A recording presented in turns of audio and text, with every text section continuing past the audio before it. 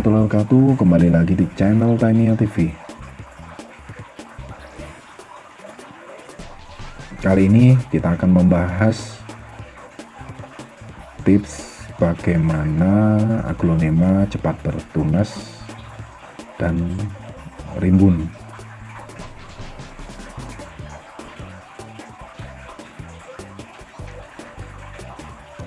Seperti biasa, sebelum masuk ke pembahasan, alangkah lebih baiknya di like video ini, di subscribe, dan bunyikan lonceng agar channel ini terus berkembang. Masih ingat dengan tanaman ini? Tanaman ini seminggu lalu saya upload di video sebelumnya, yaitu Kocin Parambuai. Nah, ini yang dulunya masih kecil, tunasnya ini udah muncul, tunasnya sudah lumayan besar hanya dalam waktu seminggu. Jadi tips yang pertama agar tanaman itu mudah bertunas dan cepat rimbun, yaitu salah satunya adalah metode pertamanya, yaitu cangkok batang. Kenapa cangkok batang? Ketika dicangkok batang, tanaman ini akan sangat besar kemungkinannya muncul tunas baru.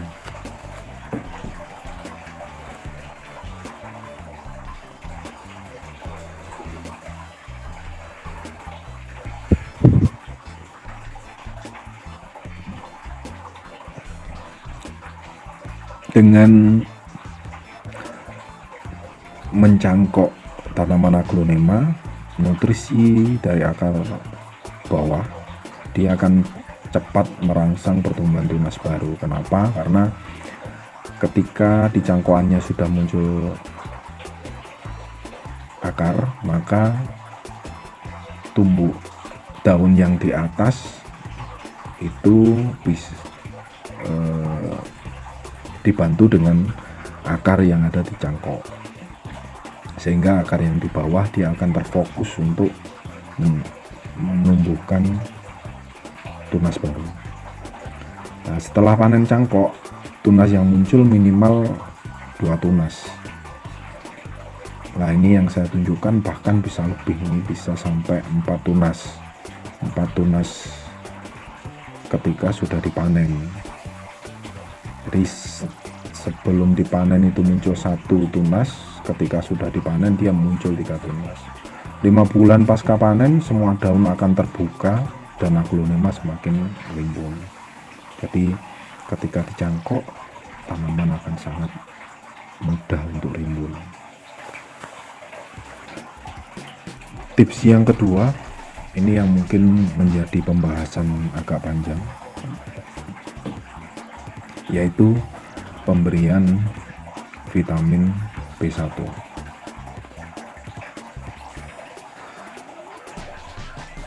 Mungkin belum banyak yang tahu bahwa vitamin B1 ini selain untuk manusia juga bagus juga untuk tanaman.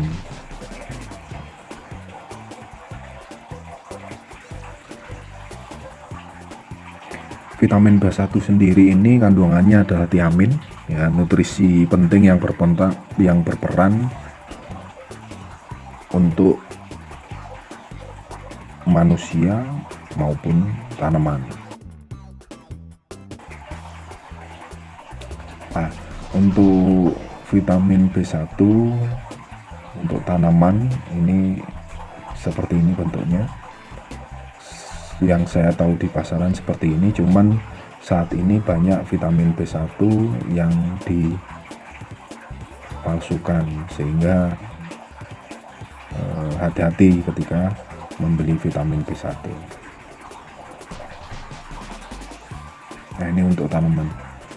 Nah, untuk vitamin B1 sendiri itu yang untuk tanaman hanya ada di, yang saya tahu hanya 1 merek ini. Jadi untuk merek lain saya belum pernah tahu di tempat saya.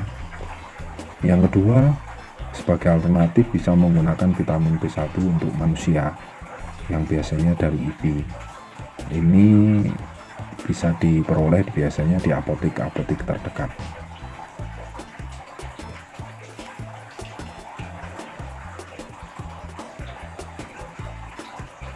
Pemberian vitamin B1 ini disarankan rutin dilakukan setiap minggu sekali. Tapi ingat bahwa kondisi media diusahakan untuk poros atau dia gampang mengalir airnya, sehingga media tidak gampang basah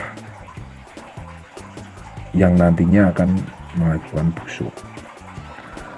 Fungsi pemberian vitamin B1 untuk tanaman, yang pertama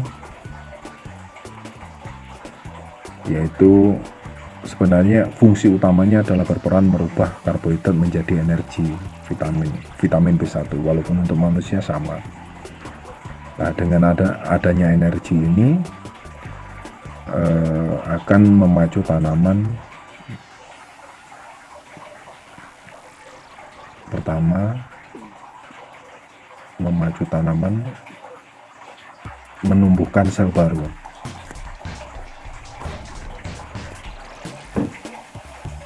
Kedua, bisa membantu pembentukan jaringan baru pada tanaman. Ketiga, yaitu pertumbuhan akar baru. Dengan tidak adanya energi, tanaman akan stres, lesu, dan tidak segar maupun layu. Aplikasiannya pemberian vitamin B1 untuk tanaman, ini yang saya gunakan adalah vitamin B1 tanaman. Untuk vitamin B1 IP-nya saat ini saya tidak memakainya karena di tempat saya untuk vitamin B1 tanaman sangat mudah didapat dengan harga kisaran 25-30 ribu. Nah, untuk petunjuknya sebenarnya kita menggunakan setengah tutup botol vitamin B1 untuk 2 liter air. Untuk petunjuk di botolnya sendiri sebenarnya adalah 1 sendok makan vitamin B1 itu untuk 1 galon air. Nah, untuk mempermudah pemberian vitamin B1 ini, kita bisa menggunakan semprotan air agar yang pertama lebih simpel, pengaplikasiannya lebih gampang, penyiramannya juga pemberiannya juga lebih gampang. Yang kedua mungkin akan lebih irit.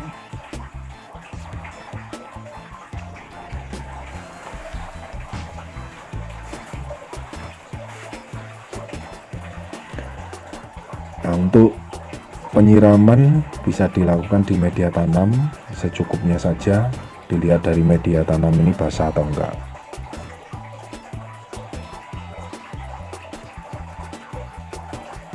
Selain membantu proses metabolisme pada jaringan tanaman serta menghasilkan energi, vitamin B1 memiliki sejumlah manfaat lainnya untuk tanaman, yaitu yang pertama, membantu proses metabolisme jaringan tumbuhan agar berlangsung dengan baik. Dengan begitu, pembentukan energi dari karbohidrat dapat dilakukan. Kedua, dapat mencegah mengurangi stres pada tanaman. Ketiga, meningkatkan kemampuan adaptasi dengan lingkungan baru. Pemberian vitamin B1 juga sangat disarankan diberikan ke tanaman yang baru saja ganti media. Yang kedua, mungkin pindah pot tanam, karena ketika pindah pot tanam yang pasti akan akar akan bergerak dari media sehingga sangat mudah stres. Yang ketiga, perpindahan musim. Jadi ketika perpindahan musim, otomatis tanaman akan lebih stres. Jadi salah satu antisipasinya adalah pemberian vitamin B1. Ketika kita juga baru beli aglonema, alangkah disarankan untuk memberikan vitamin B1.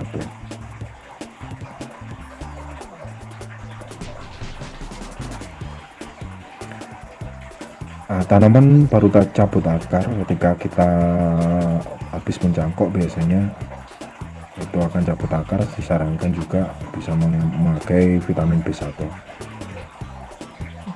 Bisa vitamin B1 ini diberikan kepada tanaman yang jauh, melalui perjalanan jauh, itu sangat disarankan pakai B1, maupun setelah aglonema terserang penyakit, sehingga proses lebih cepat sehat. Dan mungkin banyak lagi kegunaan dari vitamin B1 ini, yang mempercepat proses pertumbuhan akar, melancarkan penyerapan unsur hara, membantu pertumbuhan jaringan baru jadi lebih cepat. Mungkin ini video dari saya, semoga bisa membantu, dan sedikit sharing ini semoga bermanfaat. Wassalamualaikum warahmatullahi wabarakatuh.